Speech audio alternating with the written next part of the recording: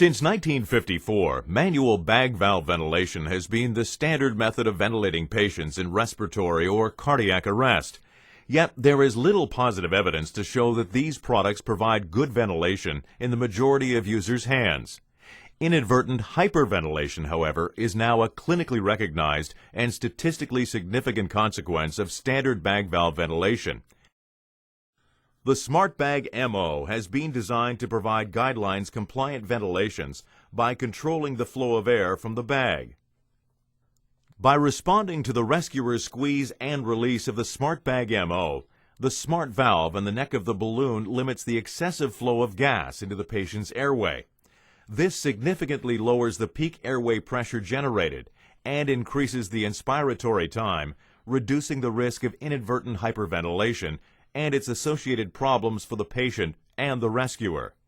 The first rule of smart bagging is, if it's hard to squeeze and the smart valve moves, you're squeezing too hard. The breath should be delivered over 1 to 2 seconds with a slow, controlled squeeze. The response of the SmartBag MO is proportional to the rescuer's squeeze. The harder the squeeze, the greater the restriction to flow and the stiffer the bag becomes to squeeze. This alerts the rescuer to ease up on the squeeze, resulting in the airway pressure being kept to the minimum required to achieve adequate ventilation. The calibrated pressure actuation indicator in the neck of the bag provides a visual and audible warning as well as the tactile indication of improper technique. Be aware that, even with the hardest two-handed squeeze, at no time is the gas flow to the patient cut off by the SmartBag MO. This ensures that the patient is always ventilated correctly, regardless of the rescuer's inadvertent attempt to squeeze too hard and too fast.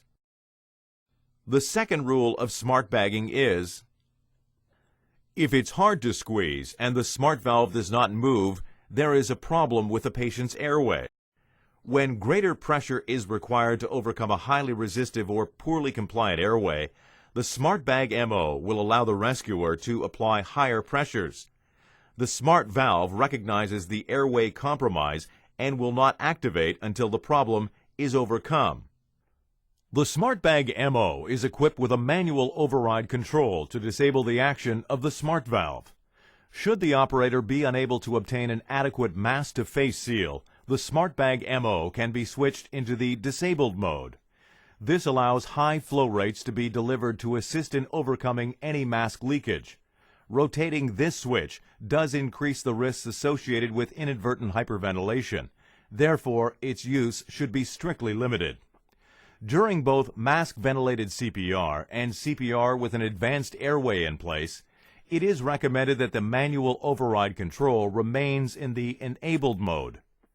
During advanced airway CPR, chest compressions are to be provided continuously at a rate of 100 per minute, and ventilations are to be given asynchronously at a rate of 10 per minute, which is once every 10 compressions.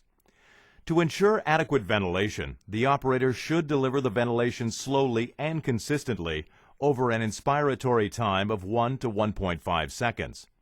This is in line with the recommendations of the 2005 Resuscitation Guidelines for Cardiopulmonary Resuscitation and Emergency Cardiac Care. By self-adjusting to both the patient and the rescuer, the SmartBag MO optimizes the ventilations, controlling the inspiratory time and keeping the airway pressure to the minimum required for adequate ventilation to occur. This results in a significantly reduced risk of inadvertent hyperventilation and significantly increases the patient's chance of survival.